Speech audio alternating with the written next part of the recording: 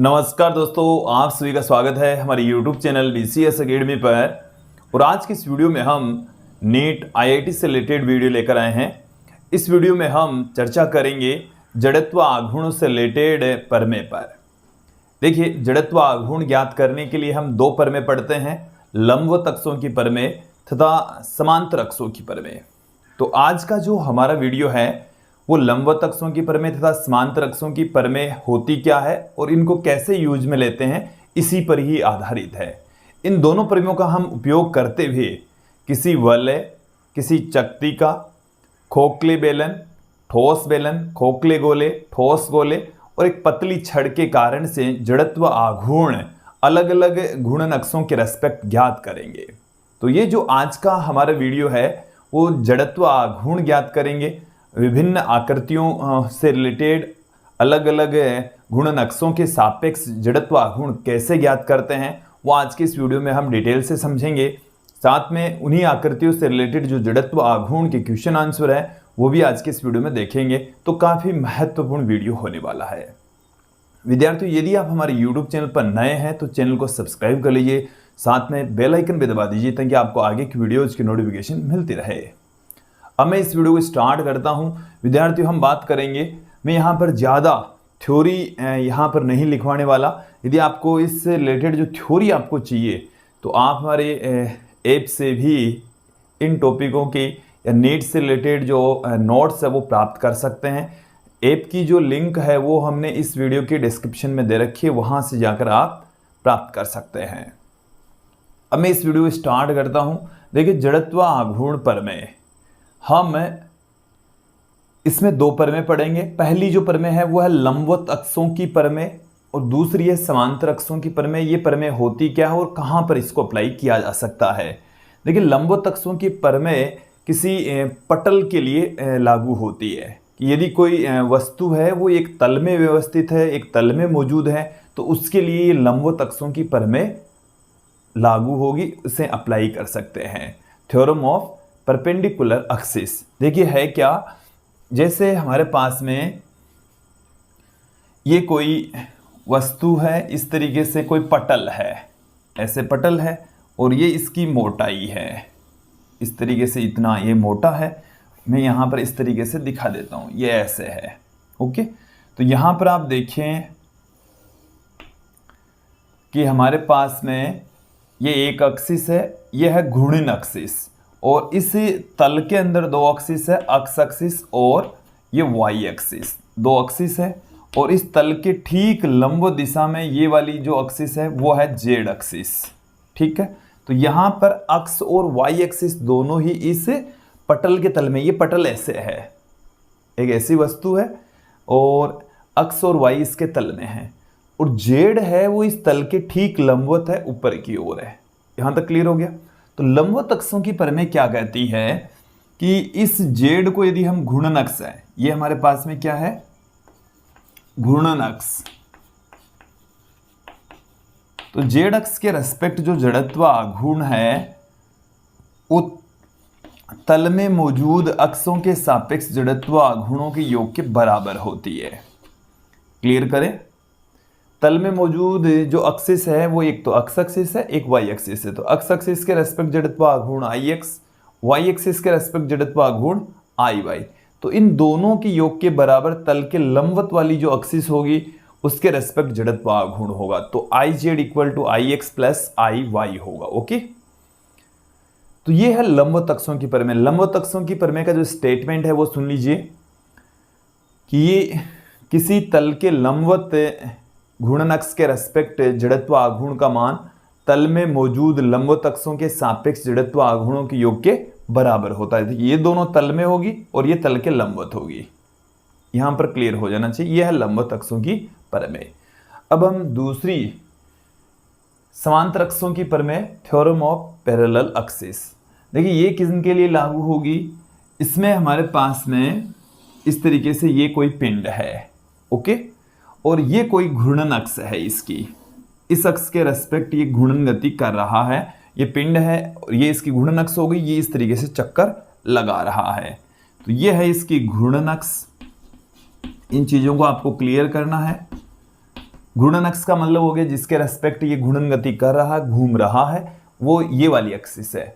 अब समांतर अक्षों की प्रमेय क्या कहती है कि पिंड की किसी अक्ष के रेस्पेक्ट जो जड़त्व आघूर्ण का मान है वो उस पिंड के द्रव्यमान केंद्र से जाने वाली समांतर एक्सिस, इस घूर्णन अक्ष के समांतर, ये दोनों एक दूसरे के समांतर है, लेकिन ये वाली जो एक्सिस है वो द्रव्यमान केंद्र से जा रही है। कहां से जा रही है? द्रव्यमान केंद्र से पारित अक्ष है ये, द्रव्यमान केंद्र से पारित अक्ष। ओके, तो द्रव्यमान केंद्र से गुजरने वाली अक्ष ये है, ये यहां पर द्रव्यमान केंद्र है, सेंटर ऑफ मास। तो द्रव्यमान केंद्र से गुजरने वाली जो अक्ष है उसके रेस्पेक्ट जड़त्व आघूर्ण प्लस पिंड के द्रव्यमान, और दोनों जो समांतर एक्सिस हमने ली है उनके मध्य की दूरी के वर्ग के बराबर होगा। अब देखो इसको समझो आप कि हमारे पास में एक घूर्णन अक्ष दी गई है, तो इस घूर्णन अक्ष के रेस्पेक्ट जो जड़त्व आघूर्ण है उसका मान है द्रव्यमान केंद्र से गुजरने वाली घूर्णन अक्ष के रेस्पेक्ट जड़त्व आघूर्ण तथा पिंड के द्रव्यमान, और दोनों ये समांतर एक्सिस है, द्रव्यमान केंद्र से जाने वाली और हमारी जो घूर्णन अक्ष है दोनों एक दूसरे के पैरेलल है, तो इन दोनों के मध्य की दूरी के वर्ग के गुणनफल के योग के बराबर होती है। तो इसे एक बार लास्ट बार और समझें कि हमारे पास में ये पिंड है जिसका द्रव्यमान कितना है m, हमें एक घूर्णन अक्ष दी गई है, तो हम द्रव्यमान केंद्र से गुजरने वाली ठीक इसके समांतर एक एक्सिस और लेंगे, तो ये दोनों समांतर हैं एक दूसरे के, दोनों के बीच की डिस्टेंस d है। ये जो द्रव्यमान केंद्र से जा रही है इसके रेस्पेक्ट जो जड़त्व आघूर्ण होता है, इस अक्ष के रेस्पेक्ट जो जड़त्व आघूर्ण होता है वो है Ig। ओके, तो द्रव्यमान केंद्र से गुजरने वाली अक्ष के रेस्पेक्ट जड़त्व आघूर्ण तथा पिंड के द्रव्यमान m, दोनों समांतर अक्षों के मध्य की दूरी के वर्ग के गुणनफल के योग के बराबर होता है। ओके, तो I बराबर Ig plus m into D square, यह है समांतर अक्षों की प्रमेय। अब इनको अप्लाई भी करेंगे, साथ में विभिन्न आकृतियों के लिए हम जड़त्व आघूर्ण भी ज्ञात करेंगे। चलिए सबसे पहले हम लेकर चलेंगे वलय का जड़त्व आघूर्ण, समझने का प्रयास करेंगे। देखो इन दोनों प्रमेय को आपको ध्यान रखना है, कंठस्थ याद रखना है, क्योंकि ये बार बार यूज में आएगी।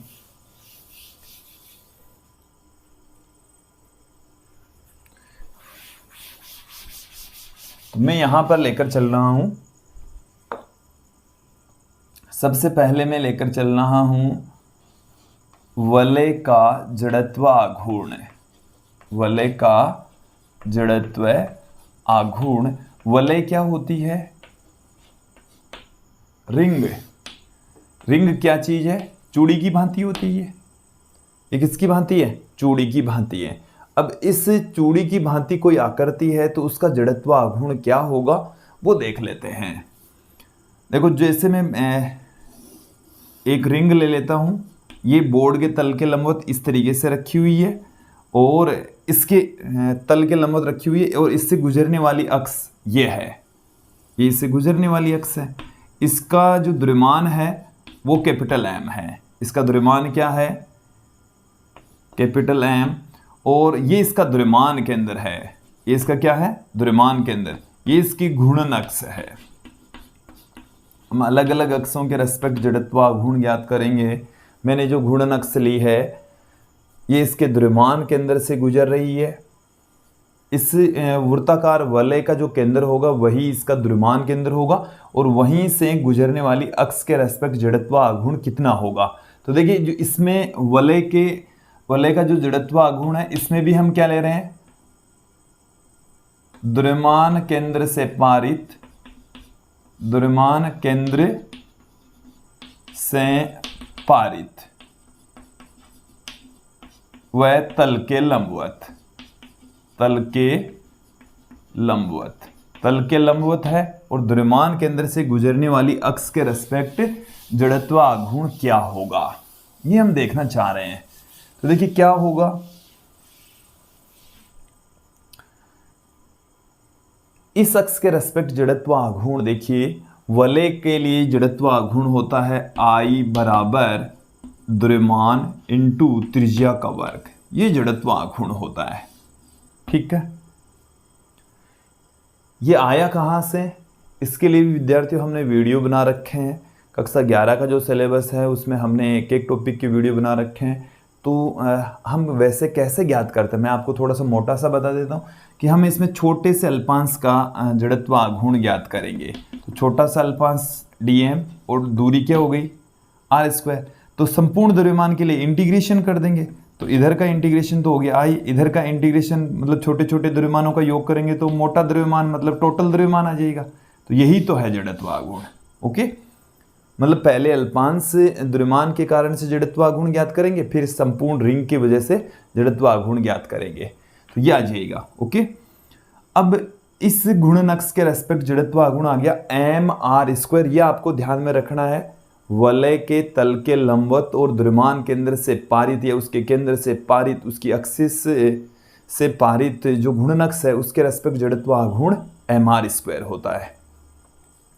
अब इसमें मैं यहां पर दूसरा बिंदु ले रहा हूं B क्या है, तल के लंबवत, तल के लंबवत, तल के तो क्या होना चाहिए लंबवत, वह स्पर्शी अक्ष के सापेक्ष, स्पर्शी अक्ष के सापेक्ष जड़त्व आघूर्ण, सापेक्ष जड़त्व आघूर्ण। इसको समझें ये क्या कहना चाह रहा है। दूसरे बिंदु में एक इस तरीके से हमारे पास में वलय है, ओके, और ये तल में ऐसे लंबवत रखी हुई है, और इस अक्ष के रेस्पेक्ट जड़त्व आघूर्ण क्या होगा, ये हमारे पास में है इसकी घूर्णन अक्ष।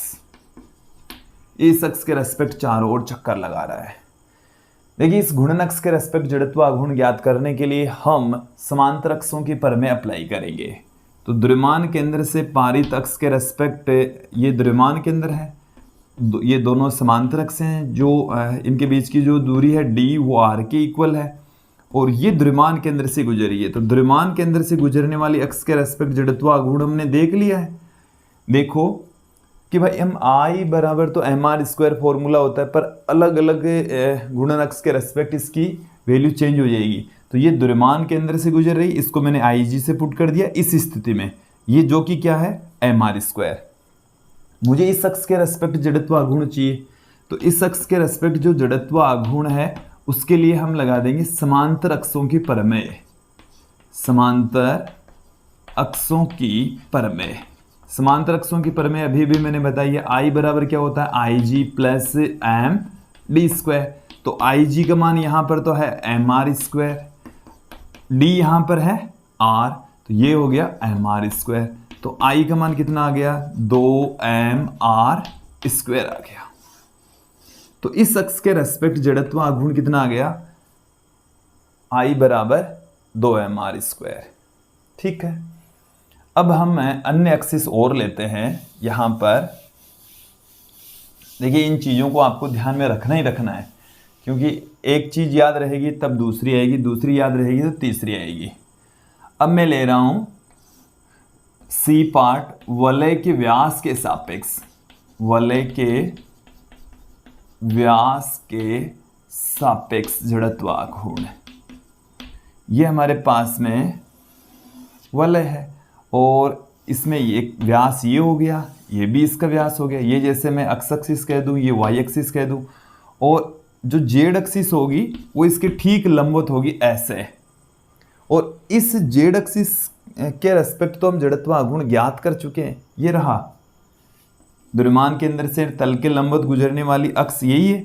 यहां पर ये वाली अक्ष है और यहां पर ये वाली अक्ष सेम है, ठीक है। तो इस अक्ष के रेस्पेक्ट जो जड़त्व आघूर्ण है यहां पर उसको हम IZ से लिख रहे हैं, जो कि हमने mr² पढ़ लिया है। क्या पढ़ लिया है? mr²। अब देखो, इस अक्ष के रेस्पेक्ट जो जड़त्व आघूर्ण है वो है IX, इसके रेस्पेक्ट है वो है IY। ये क्योंकि दोनों एक दूसरे के परपेंडिकुलर है, लंबवत अक्षों की प्रमेय यहाँ पर हम अप्लाई कर देंगे। तो लंबवत अक्षों की प्रमेय जब अप्लाई करेंगे तो क्या प्राप्त होगा? लंबवत अक्षों की प्रमेय हमें ये कहती है IZ बराबर IX प्लस IY। तो आई जेड हमें कितना दे रखा है, mr²। आई एक्स और आई वाई इन दोनों को ही हम आई मान लेते हैं। हमें इन दोनों की तो वैल्यू ज्ञात करनी है, चाहे तो आई एक्स का निकाल लो चाहे आई वाई का निकाल लो, क्योंकि व्यास के रेस्पेक्ट ही तो निकालना है अपन को जड़त्व आघूर्ण। तो इनको हम आई मान लेते हैं। क्या मान लिया हमने, आई। तो 2i बराबर आ गया हमारे पास में mr² और i बराबर आ गया 1/2 mr²। ये आ गया i बराबर हाफ mr² आ चुका है। ओके, इस अक्ष के रेस्पेक्ट जड़त्व आघूर्ण पता है तो लंबवत अक्षों की परिमेय लगाकर हम इसके व्यास के रेस्पेक्ट जड़त्व आघूर्ण ज्ञात कर लेंगे, जो कि हाफ mr² होगा। फिर तल में व स्पर्शी अक्ष के रेस्पेक्ट, तल में ही होना चाहिए। तल में चौथा जो बिंदु है वो क्या है, डी पार्ट, तल में व स्पर्शी अक्ष।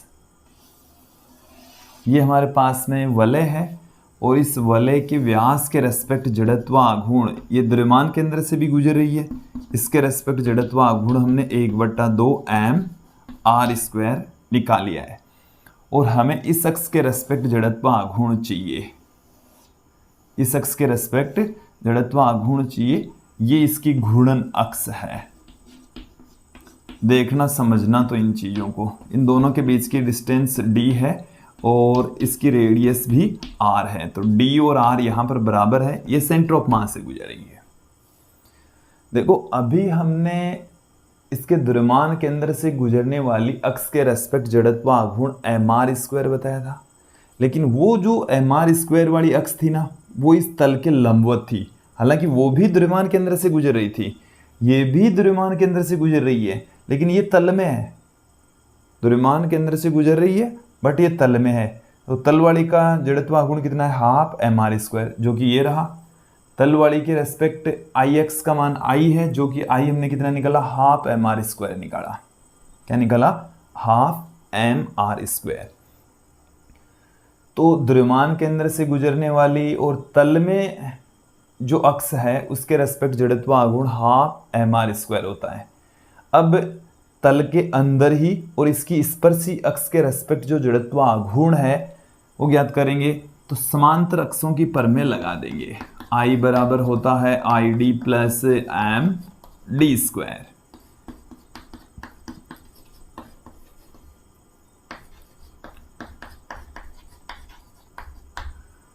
ID का जो मान है वो है हाफ mr² और D का मान यहाँ पर R है तो mr²। तो यहाँ पर हाफ mr² और mr² कितना हो गया, 3/2 mr²। तो इस अक्ष के रेस्पेक्ट जड़त्व आघूर्ण कितना आएगा, 3/2 mr²। तो देखिए लंबवत अक्ष की परिमेय तथा समांतर अक्षों की जो परिमेय है उन दोनों को हम अप्लाई करके वलय की विभिन्न घूर्णन अक्षों के रेस्पेक्ट जड़त्व आघूर्ण ज्ञात कर सकते हैं। 4 हमने एक्सिस बता दी है, 4 अक्षों के रेस्पेक्ट बताया। यदि आपको ये समझ में आ गया अच्छी बात है, यदि फिर भी नहीं समझ में आया तो अब मैं आपको बताऊंगा चकती के सापेक्ष जड़त्व आघूर्ण।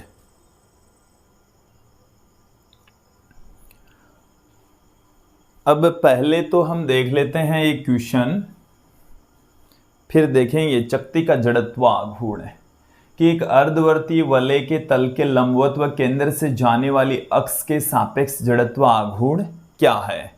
देखिए मतलब समझेंगे इसका कि हमारे पास में जैसे ये कोई वलय है, ठीक है, केंद्र से जाने वाली और तल के लंबवत जो अक्ष है इसके रेस्पेक्ट जड़त्व आघूर्ण हमने mr² देखा था, ठीक है। अब ये कह रहा है कि यदि ये वलय आधी ही हो, अर्ध वलय हो, इतनी ही वलय है, यहाँ पर वलय नहीं है, तब इसका जड़त्व आघूर्ण कितना होगा। देखिए विद्यार्थियों, जितना भी द्रव्यमान है वो है m, इसकी जो डिस्टेंस है घूर्णन अक्ष से वो है r, इसका जड़त्व आघूर्ण अब भी वही रहेगा जो एक वलय का होता है। आ गई बात समझ में। तो यहाँ पर इसका जड़त्व आघूर्ण mr²। ऐसा नहीं है कि भाई यहाँ से आधा हिस्सा यहाँ पर नहीं है तो जड़त्व आघूर्ण आधा हो जाएगा, ऐसा नहीं होगा, क्योंकि जो शेष जो द्रव्यमान है उसकी घूर्णन से दूरी फिर भी सेम रहेगी, द्रव्यमान उतना का उतना ही है तो जड़त्व आघूर्ण उतना ही रहेगा, mr² के इक्वल ही रहेगा। ऑप्शन ए इसमें सही हो जाएगा। ठीक है, अब देखते हैं चकती का जड़त्व आघूर्ण। देखिए चकती का मतलब क्या होता है कि एक पटल है, वृत्ताकार पटल, जैसे कोई सिक्का है, 1 रुपये 2 रुपये का जो सिक्का होता है वो एक चकती का ही उदाहरण है। ठीक है, तो पतला है और वृत्ताकार रूप है तो उसको हम कह रहे हैं चकती। और उस चकती का जड़त्व आघूर्ण यहाँ पर हम देखेंगे अलग अलग स्थितियों में। तो सबसे पहले तो मैं लेकर चल रहा हूँ, इसमें पहली जो स्थिति है वो है तल के लंबवत, तल के लंबवत व केंद्र से पारित अक्ष के सापेक्ष जड़त्व आघूर्ण, अक्ष के सापेक्ष जड़त्व आघूर्ण। ये देखिए, इस कंडीशन को समझें आप।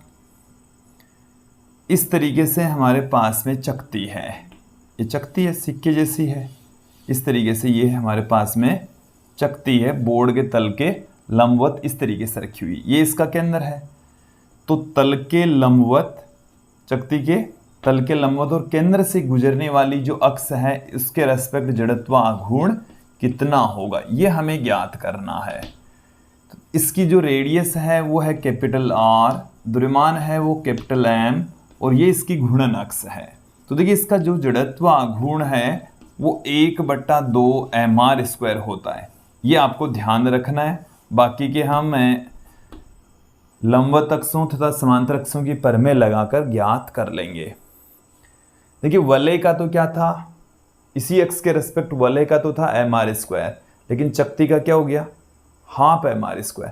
आप इन चीज़ों को प्रूफ कर सकते हैं।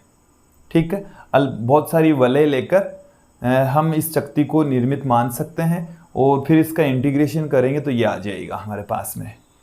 अब देखिए हम इसमें दूसरा पार्ट ले रहे हैं, तल के लंबवत व स्पर्शी अक्ष के सापेक्ष, तल के लंबवत व स्पर्शी अक्ष के सापेक्ष जड़त्व आघूर्ण, स्पर्शी अक्ष के सापेक्ष। समझें इसको क्या कहना चाह रहा है। वलय के स्थान पर अब की बार आ गई है चकती, वैसे के वैसे ही सिमिलर परमेल यहाँ पर लगेगी। देखो ये हमारे पास में है चकती, ये हमारे पास में क्या है, ये एक चकती है। ओके, और इस चकती की इस अक्ष के रेस्पेक्ट हमें जड़त्व आघूर्ण ज्ञात करना है। यह है घूर्णन अक्ष और इस अक्ष के रेस्पेक्ट ही हमें जड़त्व आघूर्ण ज्ञात करना है। ये आई की वैल्यू ज्ञात कर रही है, तो आई की वैल्यू हम समांतर अक्षों की परमें लगाकर ज्ञात कर लेंगे। ये हमारे पास में समांतर अक्षों की परमें है। देखिए समांतर अक्षों की परमें होती है कि द्रव्यमान केंद्र से पारित अक्ष, द्रव्यमान केंद्र से पारित अक्ष ये है और इसके रेस्पेक्ट जो जड़त्व आघूर्ण है mr² का आधा होता है। यहाँ से यहाँ तक की दूरी है r है जो कि इसकी d के बराबर होगी। तो यहाँ से ध्यान दें, हाफ mr², ये तो IG का मान हो गया, ये हमने यहाँ पर बता दिया आपको, mr²। तो ये कितना हो गया, हाफ mr² प्लस mr², ये आ गया हमारे पास में 3/2 mr², 3/2 mr²। तो इस अक्ष के रेस्पेक्ट जो जड़त्व आघूर्ण है वो कितना आएगा, इसमें mr² और जोड़ दीजिए तो 3/2 mr² हो गया। तीसरी वाली कंडीशन क्या है कि चकती के व्यास के सापेक्ष, चकती के व्यास के सापेक्ष, व्यास के सापेक्ष क्या होगा, ये हमारे पास में व्यास है, ये एक्स एक्सिस है, ये वाई एक्सिस है, इसके रेस्पेक्ट जड़त्व आघूर्ण आई एक्स, इस अक्ष के रेस्पेक्ट जड़त्व आघूर्ण आई वाई, इसको हम आई मान लेते हैं, इसको भी आई मान लेते हैं, और जो जेड एक्सिस है ये द्रव्यमान के अंदर से पारित है, इसके रेस्पेक्ट हम जड़त्व आघूर्ण देख चुके हैं, ये ऐसे है, और ये वाली जो स्थिति है वो ये है। यहाँ पर ध्यान देंगे, ये ऐसे तल में मौजूद है और इसके ठीक लंबवत दिशा से ये पारित है, केंद्र से पारित है। इस अक्ष के रेस्पेक्ट जड़त्व आघूर्ण हम हाफ mr² देख चुके हैं। तो आई जेड का जो मान है वो कितना है, हाफ mr²। वो चकती के लिए अलग आ रहा था, वलय के लिए अलग आ रहा है, ठीक है, वलय के लिए अलग आ रहा था, चकती के लिए यहाँ पर अलग है। तो दोनों में सिमिलर नहीं है, एक को आप समझें अच्छे से, फिर दूसरे को अच्छे से समझें, ठीक है।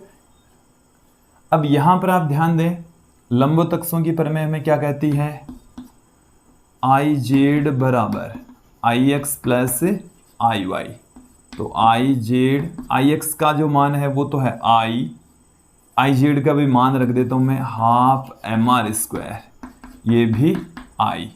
तो यहाँ से 2i बराबर ये आ गया, तो i बराबर कितना आ गया, 1/4 mr² आ गया, ओके, 1/4 mr²।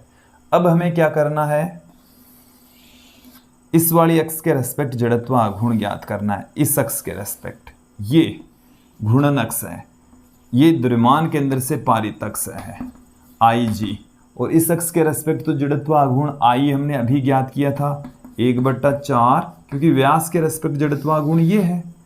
ये वाली जो डिस्टेंस है वो r है, जो कि यहाँ पर d के इक्वल है। अब हम समांतर अक्षों की प्रमेय यहाँ पर लगा देंगे और इस घूर्णन अक्ष के रेस्पेक्ट जड़त्व आघूर्ण हम ज्ञात कर लेंगे। देखिए समांतर अक्षों की प्रमेय क्या है, I बराबर है आई G plus M D square, यही है। तो यहां से आप देखें आई जी का मान कितना, 1/4 mr², m और d का मान कितना है r। तो यहां पर ये i बराबर कितना आ गया, 5/4 mr² आ गया, 5/4 mr² आ गया। बताइए समझ में आ गया? मुझे उम्मीद है यहां तक समझ में आ गया। अब मैं लेकर चलूंगा यहां पर खोखला बेलन और ठोस बेलन।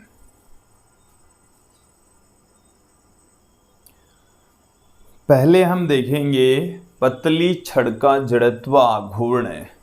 हमारे पास में एक लंबी छड़ है, इसकी मोटाई बहुत कम है, लंबाई हम L लेकर चलेंगे, द्रव्यमान कैपिटल M लेकर चलेंगे। तो उस छड़ का जड़त्व आघूर्ण हम यहाँ पर देख लेते हैं। इसमें हम दो कंडीशन देखेंगे, देखो ध्यान देना। ये जो पहली कंडीशन है ये हमारे पास में छड़ है, ओके। इसके द्रव्यमान के अंदर से जो मैं बोल रहा हूं उसी को ही आप समझेंगे। जो घूर्णन अक्ष है वो कहां से जा रही है, ये इसकी घूर्णन अक्ष है जो इसके द्रव्यमान के अंदर से जा रही है। कहां से जा रही है, द्रव्यमान के अंदर से जा रही है, और ये इसके तल के लंबवत है, मतलब छड़ के लंबवत है। छड़ की जो लंबाई है वो L है और द्रव्यमान M है। तो इस अक्ष के रेस्पेक्ट जो जड़त्व आघूर्ण होगा वो mL²/12 होता है, ठीक है। ये आपको ध्यान में रखना है। पतली लंबी छड़ का जड़त्व आघूर्ण mL²/12 के इक्वल होगा। अब यदि घूर्णन अक्ष है वो इसके एक सिरे पर है, ये वाली जो सिरा है इस अक्ष के रेस्पेक्ट जड़त्व आघूर्ण क्या होगा, ये जो मैं आपको घूर्णन का निशान दिखा रहा हूं वही घूर्णन अक्ष होगी। तो अब की बार हमें इस अक्ष के रेस्पेक्ट जड़त्व आघूर्ण ज्ञात करना है। तो देखिए इस अक्ष के रेस्पेक्ट जड़त्व आघूर्ण ज्ञात करने के लिए हम इसके द्रव्यमान के अंदर से पारित, ये द्रव्यमान के अंदर से पारित घूर्णन अक्ष है। तो आई जी बराबर हमें पता है mL²/12, जबकि इसकी टोटल लंबाई L है, यहाँ से यहाँ तक की जो लंबाई है वो कितनी रह गई है, L/2 रह गई है। तो हम समांतर अक्षों की प्रमेय अप्लाई कर देंगे। I बराबर IG plus M D square. I G का मान कितना है, एम एल स्क्वायर बट्टे में 12 प्लस एम एल बाई 2 का होल स्क्वायर। यहाँ से एल बाई 2 का होल स्क्वायर करें तो एल स्क्वायर बट्टे में 4 हो गया। लघुत्तम लेकर जब इसको हम सोल्व करेंगे तो एम एल स्क्वायर बट्टे में 3 आ जाएगा, एम एल स्क्वायर बट्टे में 3। ओके, अब मैं यहाँ पर लेकर चलूँगा बेलन, और बेलन में हम दो स्थितियाँ, ठोस बेलन और खोखला बेलन, दोनों लेकर चलेंगे। तो सबसे पहले मैं ले लेता हूँ खोखला या ठोस, दोनों में से कोई सा ले लीजिए, दोनों हमारे लिए सेम है। हम ले लेते हैं सबसे पहले ठोस बेलन। ठोस बेलन का जड़त्व आघूर्ण, जड़त्व आघूर्ण। देखिए ये हमारे पास में एक बेलन है, इस तरीके से ये बेलन है, ये इसकी मुख्य अक्ष है और इस अक्ष के रेस्पेक्ट ही हम जड़त्व आघूर्ण ज्ञात करना चाह रहे हैं। इसकी रेडियस है आर और लंबाई है एल। देखो समझें, ये सेंटर ऑफ मास से भी जा रही है, सेंटर ऑफ मास से भी जा रही है, यही इसकी घूर्णन अक्ष है और इसी के रेस्पेक्ट ही हम जड़त्व आघूर्ण आई ज्ञात करना चाह रहे हैं। तो देखिए ये जो जड़त्व, ध्यानपूर्वक सुने, ठोस बेलन है तो ये ऐसे है जैसे एक चकती फिर चकती, चकती चकतियों को हम एक दूसरे के ऊपर रखेंगे तो हमें ठोस बेलन प्राप्त हो जाएगा। तो जो चकती का जड़त्व आघूर्ण होता है वही इसका जड़त्व आघूर्ण होता है। जब चकती के तल के लंबवत और उसके द्रव्यमान केंद्र से गुजरने वाली अक्ष के रेस्पेक्ट जो जड़त्व आघूर्ण है वो होता है 1/2 एम आर स्क्वायर, वही इसका होगा, वही यहां पर एक ठोस बेलन का होने वाला है। फिर मैं बात करता हूं इस बेलन की स्पर्शी अक्ष। ये हमारे पास में बेलन है और इस अक्ष के रेस्पेक्ट, देखो ये जो घूर्णन अक्ष होती है, कुछ चीजें आपको इनमें देखो समझना। घूर्णन अक्ष का मतलब है उस अक्ष के रेस्पेक्ट घूम रहा है। यदि मान लो कि इस डस्टर की घूर्णन अक्ष यहाँ से है तो ये इसके रेस्पेक्ट घूमेगा, ऐसे आगे ना बात समझ में, ऐसे इस अक्ष के रेस्पेक्ट घूमेगा। और यदि घूर्णन अक्ष यहाँ से जा रही है तो ये ऐसे इस अक्ष के रेस्पेक्ट घूमेगा आगे, और घूर्णन अक्ष यदि यहाँ से जा रही है तो ये इस अक्ष के रेस्पेक्ट घूमेगा ऐसे। तो घूर्णन अक्ष का मतलब है उस अक्ष के रेस्पेक्ट जो पिंड है वो घूर्णन गति कर रहा है और उस अक्ष के रेस्पेक्ट ही हम जड़त्व आघूर्ण ज्ञात करना चाह रहे हैं। और जड़त्व आघूर्ण मैंने बता दिया है कि उसकी जो पिंड है उसकी घूर्णन गति का विरोध करने वाला एक गुण होता है, ठीक है, उसी का ही माप है। तो अब की बार हमें घूर्णन अक्ष ये है, ये वाली घूर्णन अक्ष है इसकी, और इस घूर्णन अक्ष के रेस्पेक्ट हमें जड़त्व आघूर्ण ज्ञात करना है। तो ये हमारे पास में जो अक्ष है इसके रेस्पेक्ट हम जड़त्व आघूर्ण पहले से ही पता कर चुके हैं। आई जी बराबर कितना है, ये द्रव्यमान के अंदर से जा रही है तो आई जी बराबर हाफ एम आर स्क्वायर है। यहाँ से इनके बीच की डिस्टेंस आर है तो समांतर अक्षों की परमेय हम अप्लाई कर देंगे। आई बराबर I G plus M D square. I G का मान कितना, half M R square plus M R square, तो कितना आ गया हमारे पास में 3/2 एम आर स्क्वायर, ये आ गया। इस अक्ष के रेस्पेक्ट जो जड़त्व आघूर्ण है वो ये वाला होगा। ओके, अब मैं यहां से बेलन के लंबवत, बेलन के लंबवत और द्रव्यमान केंद्र से पारित अक्ष के रेस्पेक्ट जड़त्व आघूर्ण की बात करूंगा।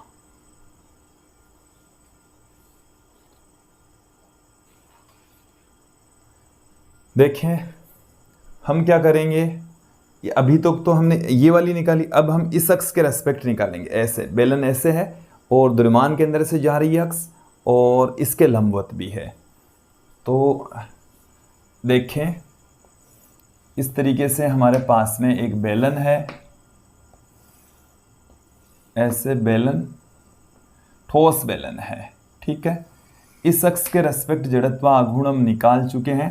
अब हमें इस अक्ष के रेस्पेक्ट जड़त्व आघूर्ण चाहिए। देखो मेरी बात को सुनना, यदि ये बेलन की बजाय क्या होता, पतली छड़ होती, तो उसका जड़त्व आघूर्ण हमने बताया। यदि पतली छड़ होती तो इसका जड़त्व आघूर्ण क्या होता, ml² होता, यही होता। ये मैंने बताया, पतली छड़ के लंबवत और द्रव्यमान केंद्र से पारित अक्ष के रेस्पेक्ट जड़त्व आघूर्ण ml²/12। अब जैसे पतली छड़ की बजाय एक मोटा बेलन है, तो इस बेलन का हम यदि केवल हम लंबाई को इग्नोर कर दें, लंबाई की वजह से तो ये वाला जड़त्व आघूर्ण क्रिएट होता। ये बिल्कुल पतली सी छड़ हो, मतलब पतला होता, मतलब एक तो लंबा है, लंबाई की वजह से तो ये हो गया। अब इसकी मोटाई की वजह से, क्योंकि ये तो बहुत सारी चकतियों से मिलकर बना हुआ है, एक ही चकती होती तो कितना होता, देखो इस अक्ष के रेस्पेक्ट की चकती की इस वाली अक्ष के रेस्पेक्ट तो जड़त्व आघूर्ण होता है हाफ mr², ठीक है ना। इस वाली अक्ष के रेस्पेक्ट जो इसकी व्यास से जा रही है ना, उसके रेस्पेक्ट हो जाएगा 1/4 mr²। लंबवत अक्षों की परिमेय लगाकर निकाल सकते हैं। तो इसमें इस अक्ष के रेस्पेक्ट देखो लंबाई की वजह से तो ये होगी, और इसकी मोटाई की वजह से क्या हो जाएगी, mr²/4, ये होगा mr²/4, इस वाले का आधा हो जाएगा, ठीक है। तो इसको आप ऐसे कह सकते हैं ml²/12 प्लस r²/4, ओके। अब जैसे मान लीजिए, अब मैं घूर्णन अक्ष यहां पर ले रहा हूं, ये इसकी स्पर्श अक्ष, इस अक्ष के रेस्पेक्ट जड़त्व आघूर्ण क्या होगा, जबकि इस वाले के रेस्पेक्ट हमें पता है ये IG का मान ये रहा, ठीक है। यहां से L/2 करके इसको सोल्व करेंगे तो इस अक्ष के रेस्पेक्ट भी जड़त्व आघूर्ण कितना आ जाएगा, देखो हमने एक छड़ की वजह से निकाला तो ml² में वहां पर 3 हो गया था, तो ये आ जाएगा। बस आप सोल्व करके भी देख सकते हैं, ओके। विद्यार्थियों एक चीज इसमें घूर्णन त्रिज्या भी पूछी जाती है कि भाई जैसे मान लो कि इस अक्ष के रेस्पेक्ट ये बेलन घूर्णन गति कर रहा है, तो इसकी घूर्णन त्रिज्या क्या होगी। तो घूर्णन त्रिज्या निकालने का सबसे आसान तरीका क्या है, हम घूर्णन त्रिज्या का फॉर्मूला क्या जानते हैं, I/m² जानते हैं। इनकी कंपेयर करो तो सब में m आ रहा है, I/m तो आ ही रहा है सब में। तो यहां से आपको क्या करना है, m के अलावा जो बाकी की राशि बच गई ना, वो k² के बराबर है। बाकी राशि क्या बच गई, r²/2, तो k बराबर क्या आ गया, r/√2। तो इस अक्ष के रेस्पेक्ट इस अक्ष के रेस्पेक्ट जब घूर्णन गति करता है तो उसकी घूर्णन त्रिज्या r/√2। यहाँ पर क्या हो जाएगी, अंडरूट में 3/2 r हो जाएगी। यहाँ पर क्या हो जाएगा, ये अंडरूट में हो जाएगा, k बराबर अंडरूट में ये वाली राशि। तो यहाँ तक समझ में आ जाना चाहिए। ये तो मैंने लिया था ठोस बेलन। यदि इस ठोस बेलन के स्थान पर क्या होता, देखो क्या चेंजेज आएंगे, अभी देखना। ठोस बेलन के स्थान पर यदि खोखला बेलन होता, क्या होता, खोखला बेलन या गोलीय कोस होता, सॉरी गोलीय कोस नहीं, बेलनाकार कोस, चलो खोखला बेलन ही रहने दीजिए, ठीक है। तो यदि ये खोखला बेलन होता तो इसका जड़त्व आघूर्ण हाफ mr² के स्थान पर क्या हो जाता, क्योंकि ये तो बहुत सारी वलय को एक दूसरे के ऊपर रखेंगे, एक वलय है फिर दूसरी तीसरी, इस तरीके से एक वलय को एक दूसरे के ऊपर रखेंगे तो हमें खोखला बेलन मिल जाएगा। क्या मिल जाएगा, खोखला बेलन। और वलय के लिए यदि एक ही वलय होती तो इस अक्ष के रेस्पेक्ट जड़त्व आघूर्ण mr² होता, तो यहाँ पर ये वलय की समान ही है, mr² ही होगा, ओके। और इस स्थिति में जो घूर्णन त्रिज्या है वो r के इक्वल होगी। क्या होगी, r के इक्वल। यदि खोखला बेलन है और इस अक्ष के रेस्पेक्ट जड़त्व आघूर्ण, तो यहां पर हाफ mr² की जगह चेंज होना है। हाफ mr² की जगह क्या आ जाएगा, mr² आ जाएगा। mr² प्लस mr² कितना आ जाएगा, 2 mr² आ जाएगा। मुझे उम्मीद है आपको समझ में आ जाएगा ये। यहां पर घूर्णन त्रिज्या क्या हो जाएगी, √2r। फिर देखिए इस अक्ष के रेस्पेक्ट क्या हो जाएगा, ml² बट्टे में 12, और यहाँ पर बट्टे में केवल 2 रहेगा, बट्टे में 2, कोई डिफरेंस नहीं आना है, सिमिलर वही आना है, केवल बट्टे में 2 एक्स्ट्रा आ गया। तो विद्यार्थी यहाँ तक आपको समझ में आ गया होगा।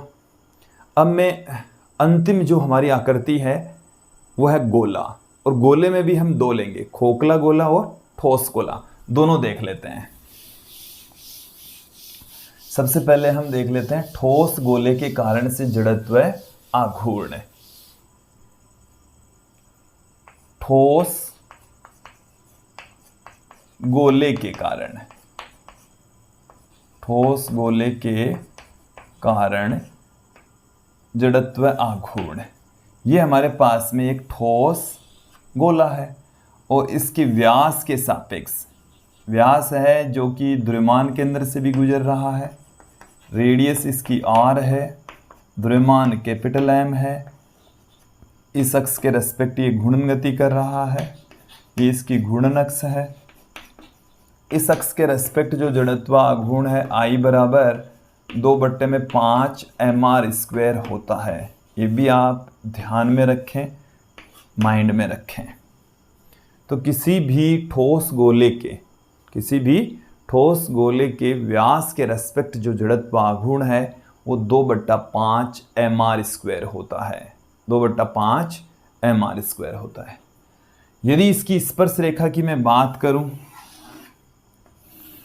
इस अक्ष की रेस्पेक्ट ये घूर्णन अक्ष होती तो जड़त्व आघूर्ण क्या हो जाता, देख लेते हैं। क्योंकि इस अक्ष के रेस्पेक्ट जो द्रव्यमान के अंदर से होकर जा रही है उसके रेस्पेक्ट जड़त्व आघूर्ण हमने 2/5 mr² देख लिया है। अब इन दोनों के बीच की डिस्टेंस r है, तो समांतर अक्षों की परमेय यहाँ पर हम अप्लाई कर देंगे। I बराबर IG प्लस md²।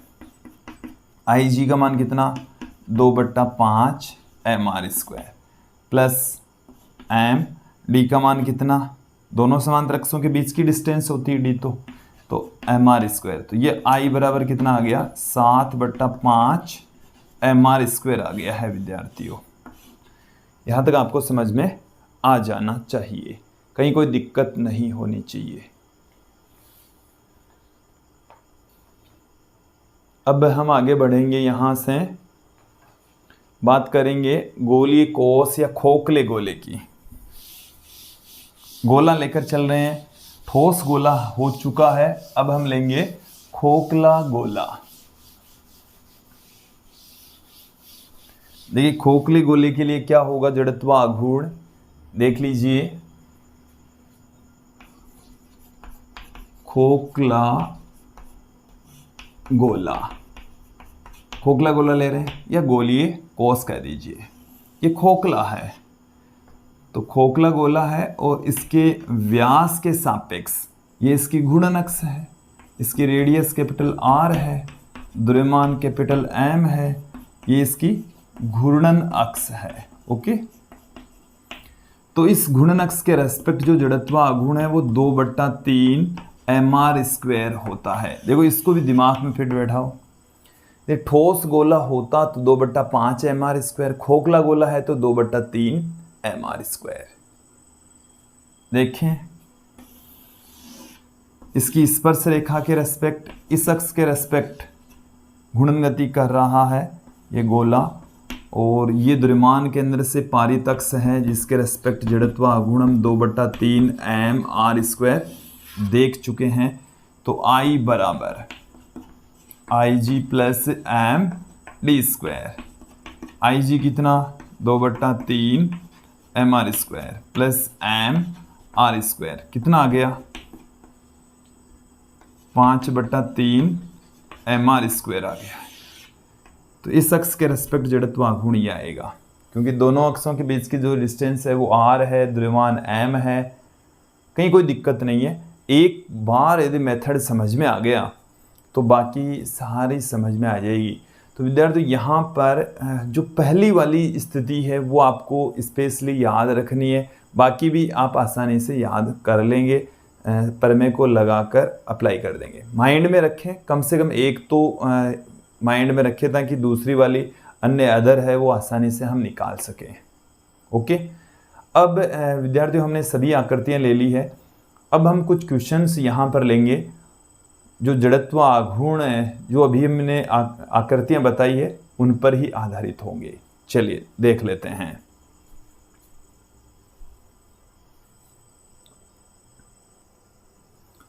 अब देखिए कुछ न्यूमेरिकल क्वेश्चन यहाँ पर हम देख लेते हैं।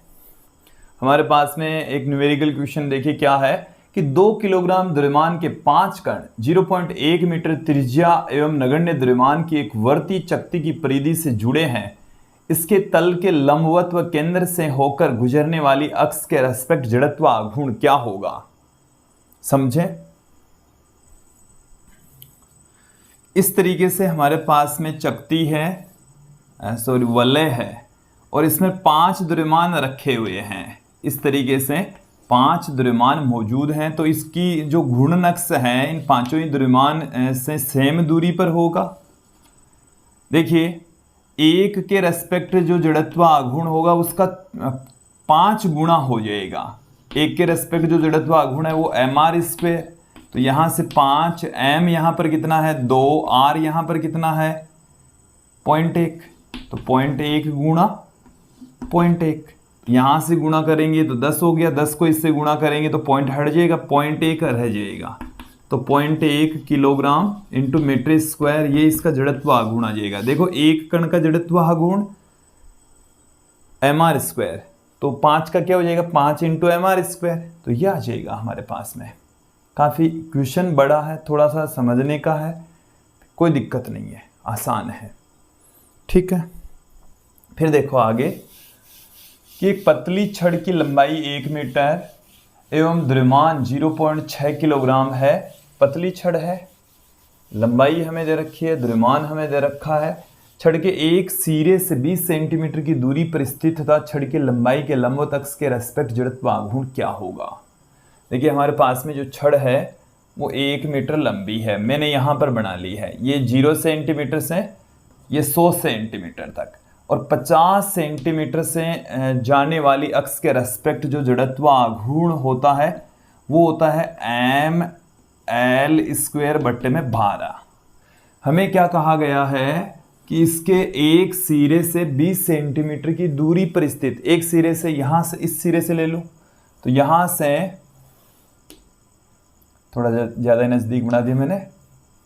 चलिए अब ले लेते हैं, ये तो 20 सेंटीमीटर की दूरी पर है, तो इस अक्ष के रेस्पेक्ट जड़त्व आघूर्ण ज्ञात करना है। तो ये हमारे पास में समांतर अक्ष हो गई, ये D है, और D यहाँ पर कितना हो गया 30 सेंटीमीटर, क्योंकि ये तो बीचों बीच से गुजर रही है। ठीक है ना, देखो इसको समझें। ये हमारे पास में 1 मीटर लंबी छड़ है, इस अक्ष के रेस्पेक्ट जड़त्व आघूर्ण ml²/12 होता है, यह मैंने बता दिया अभी इस वीडियो में। अब ये कह रहा है कि भाई एक सिरे से 20 सेंटीमीटर की दूरी पर छड़ के लंबवत गुजरने वाली अक्ष के रेस्पेक्ट जड़त्व आघूर्ण कितना होगा, मतलब इस अक्ष के रेस्पेक्ट जड़त्व आघूर्ण ज्ञात करना। इसके रेस्पेक्ट हमें पता है, तो समांतर अक्षों की पर में हम यहाँ पर लगा देंगे। और क्या I बराबर क्या होता है ICM, ये ICM या IG है, प्लस md², सबकी वैल्यू पुट कर देते हैं, ml²/12 प्लस m, और d यहाँ पर कितना है 0.3 है। ठीक है ना, तो m का मान हमें क्वेश्चन में कितना दे रखा है 0.6, l का मान 1, तो 1 का स्क्वायर हो गया बट्टे में 12, प्लस m का मान 0.6 इंटू 0.3 इंटू 0.3, यह आ जाएगा। यहाँ से जो भी कैलकुलेशन होगी तो कैलकुलेशन कीजिए। 0.6 तो यहाँ से कॉमन आ गया, और यहाँ से ये आ गया 100। चलिए अलग अलग ही कर लेते हैं। ठीक है, पॉइंट हटाएंगे तो 120, तो ये आ गया 1/20, 1/20, तो 1/20 का मतलब हो गया 0.5, 0.5।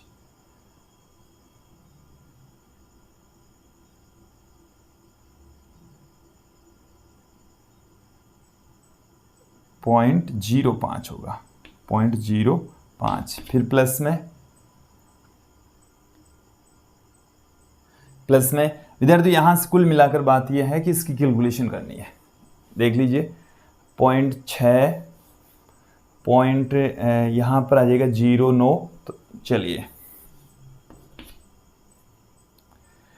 9 को 5 से 6 से गुणा करेंगे 54, 3 संख्या पहले पॉइंट पुट कर देंगे तो ये आ गया, ये आ गया हमारे पास में। तो ये आ जाएगा 1.104 kilogram into metre square. Okay, next question देखिए कि समान द्रव्यमान m एवं समान लंबाई l की 4 पतली छड़ें चित्रानुसार वर्ग बनाती है।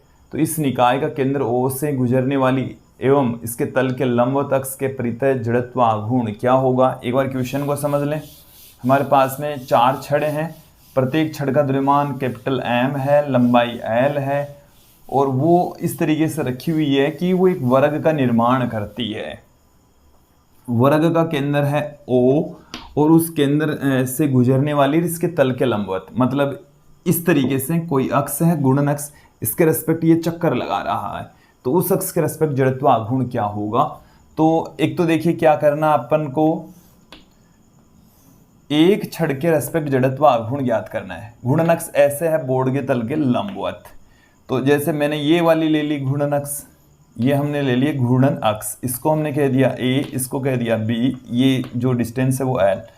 अब देखें बोर्ड के तल के लंबवत इस अक्ष के रेस्पेक्ट जो जड़त्व आघूर्ण है इसका AB का, इसको मैं नाम दे देता हूँ, ये O है, ओडेस के सापेक्ष, ओडेस के सापेक्ष जड़त्व आघूर्ण कितना होगा, सापेक्ष जड़त्व आघूर्ण। तो ये इसके द्रव्यमान के अंदर से होकर जा रही है, तल के लंबवत है और वो जड़त्व आघूर्ण ml स्क्वायर बट्टे में 12 पड़ चुके हैं। किसी छड़ के लंबवत द्रव्यमान के अंदर से पारित अक्ष के रेस्पेक्ट जड़त्व आघूर्ण ml स्क्वायर अपॉन 12 होता है। ये तो हो गया। अब ये हो गया। अब ये वाली अक्ष ऐसे है, इस अक्ष के रेस्पेक्ट तो है ml स्क्वायर बट्टा 12, इस अक्ष के रेस्पेक्ट हमें चाहिए। तो ये यहाँ से यहाँ तक की जो डिस्टेंस है वो L बट्टे में 2 हो गई, क्योंकि यहाँ से यहाँ तक की जो डिस्टेंस है वो L है, तो ये वाली डिस्टेंस रह गई L बट्टा 2। समांतर अक्षों की परमें लगा देंगे। I बराबर IG plus M D square. IG कितना, एम एल स्क्वायर बट्टे में 12 है, एम डी कितना L बट्टा 2, तो L स्क्वायर बट्टे में 4 हो गया। ठीक है, L स्क्वायर बट्टे में 4, यही तो हुआ। तो यहाँ से आ गया ml स्क्वायर बट्टे में 3, ये तो एक छड़ का आ गया।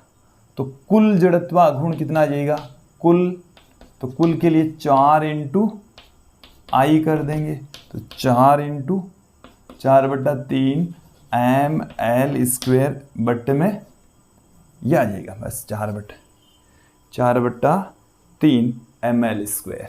ओके, कहीं कोई दिक्कत नहीं होनी चाहिए। जोड़ बाकी है, फिर तो एक का आ गया तो फिर चारों का ये आ जाएगा, इसका भी वही, इसका भी वही, इसका भी वही, सेम डिस्टेंस पर सेम लंबाई सेम द्रव्यमान। नेक्स्ट क्वेश्चन देखें कि एक वर्तीय चकती का इसकी व्यास का परितः, इसके व्यास के परितः जड़त्व आघूर्ण I है, तो इसके तल के लंबवत व इसकी परिधि के एक बिंदु से होकर गुजरने वाली अक्ष के परितः जड़त्व आघूर्ण क्या होगा। देखो चकती हमें दे रखी है, चकती के व्यास के रेस्पेक्ट जो जड़त्व आघूर्ण होता है वो होता है इस अक्ष के रेस्पेक्ट जड़त्व आघूर्ण होता है 1/4 mr स्क्वायर, और वो हमें क्वेश्चन में पर्सन में दे रखा है I। पर्सन में कितना दे रखा है, I दे रखा है।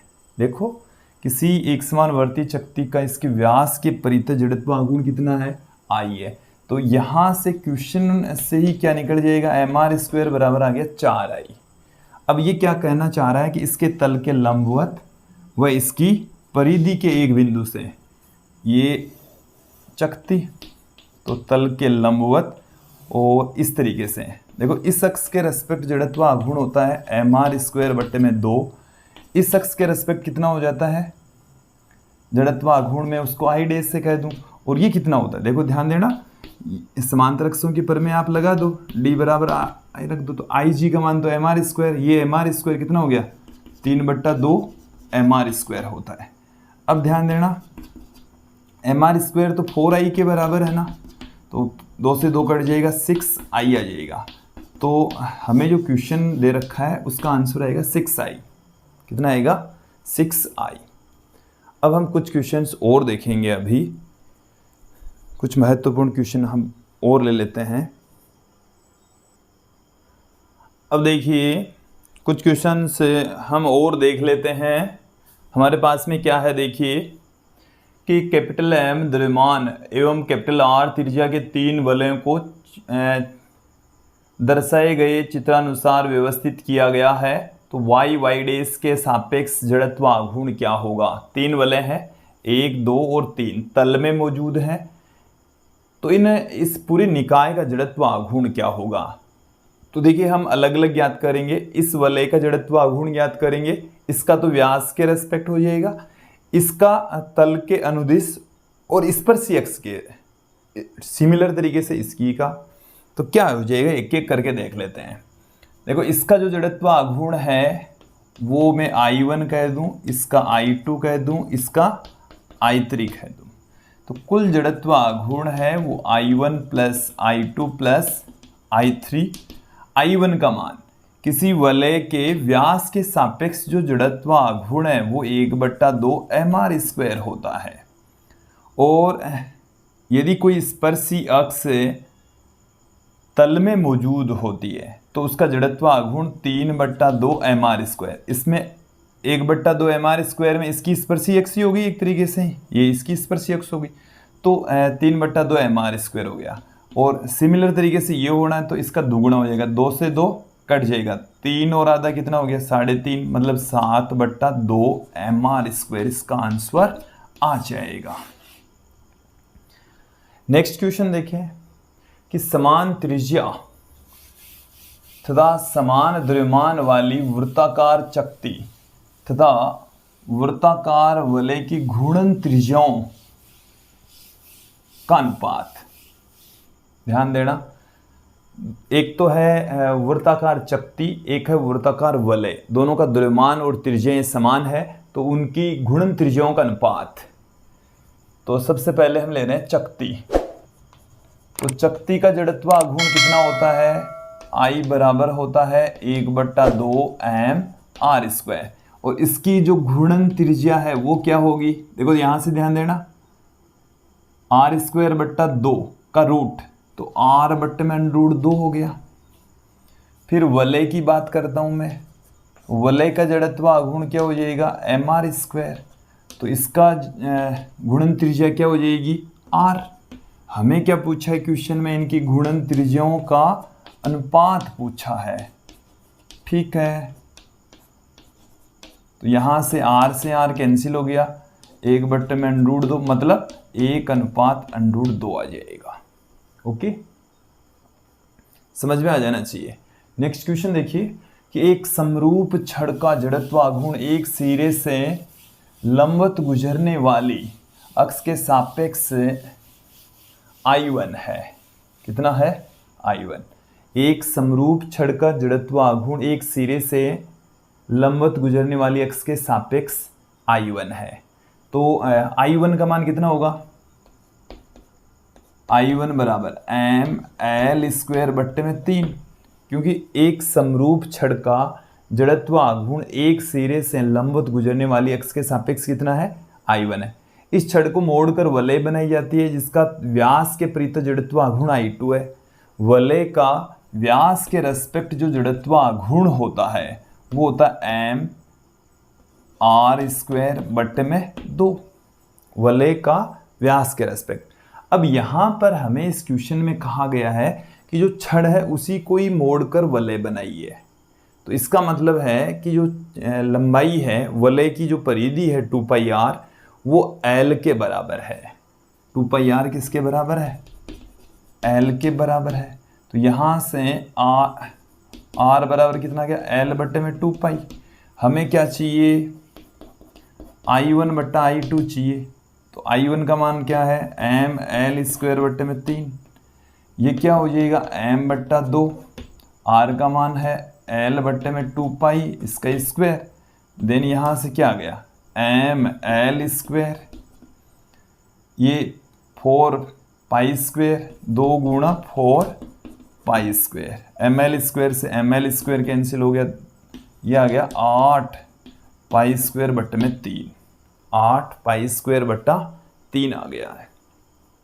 जोड़ बाकी बस, ज़्यादा बड़ी भारी बात नहीं है इसमें। नेक्स्ट क्वेश्चन देखें, ये आज की इस वीडियो का अंतिम क्वेश्चन है। समबाहु त्रिभुज के 3 शीर्षों पर स्मॉल m द्रव्यमान के 3 कण रखे गए हैं और त्रिभुज की भुजा की लंबाई a है और इस निकाय का त्रिभुज की किसी भी भुजा के सापेक्ष ऐसे 3 कण हैं। देखो, एक कण ऐसे रखा हुआ है, दूसरा कण ऐसे रखा हुआ है, तीसरा कण ऐसे। चलिए 1 नंबर का, 2 नंबर का और 3 नंबर का कण हो गया। ओके, इनकी भुजा A है, ये वाली भुजा भी A और ये वाली भुजा भी A। यहाँ पर मैं इस अक्ष के रेस्पेक्ट जड़त्व आघूर्ण ज्ञात करना चाह रहा हूँ। इसके रेस्पेक्ट, ये तो घूर्णन अक्ष है, ये क्या है इसकी घूर्णन अक्ष। तो इस अक्ष के रेस्पेक्ट जड़त्व आघूर्ण ज्ञात करना है। तो अब ध्यान दें, कुल जो जड़त्व आघूर्ण होगा वो I1 + I2 + I3, मतलब पहले, दूसरे और तीसरे कण के कारण से। पहले कण की वजह से 0 और तीसरे कण की वजह से भी 0, क्योंकि ये तो कण ही उसी अक्ष पर ही मौजूद है, तो उनके रेस्पेक्ट जड़त्व आघूर्ण कितना हो जाएगा 0। फिर इस नंबर 2 के कारण से, तो द्रव्यमान हमें पता है, इस घूर्णनक से दूरी ज्ञात कर लेते हैं। ये वाली दूरी हो जाएगी a/2, ये दूरी निकाल लेंगे तो ये अक्ष मान लूँ मैं, तो क्या हो जाएगा m अक्ष²। अक्ष का मान निकाल लेते हैं, यहाँ से ये ट्राइंगल बन गया, तो अक्ष बराबर क्या आ गया a² - a/2 का होल स्क्वायर का रूट। तो यहाँ से ये आ गया हमारे पास में a² - a²/4 का रूट, तो ये आ गया 3/4 a² का रूट। यह अक्ष है, अक्ष का स्क्वायर करेंगे तो m × 3/4 a², यह आ गया 3/4 m a² आ गया है। तो विद्यार्थियों, ये था इस क्वेश्चन का सॉल्यूशन और ये था आज का हमारा वीडियो, जिसमें हमने जड़त्व आघूर्ण से रिलेटेड जो परमेय है, लंबवत अक्षों की परमेय तथा समांतर अक्षों की परमेय, दोनों परमेय देखी तथा उन पर आधारित कुछ महत्वपूर्ण क्वेश्चंस देखें। अगले वीडियो में हम फिर मिलेंगे। अगला जो वीडियो होगा हमारा वो कोणीय संवेग से रिलेटेड होगा कि कोणीय संवेग होता क्या है, इससे रिलेटेड फॉर्मूले हम देखेंगे। साथ में कोणीय संवेग संरक्षण नियम क्या है और उनके उदाहरण भी हम देखेंगे, और साथ में हम कोणीय संवेग पर आधारित न्यूमेरिकल क्वेश्चन भी अगले वीडियो में देखने वाले हैं। आज के इस वीडियो में इतना ही। धन्यवाद दोस्तों।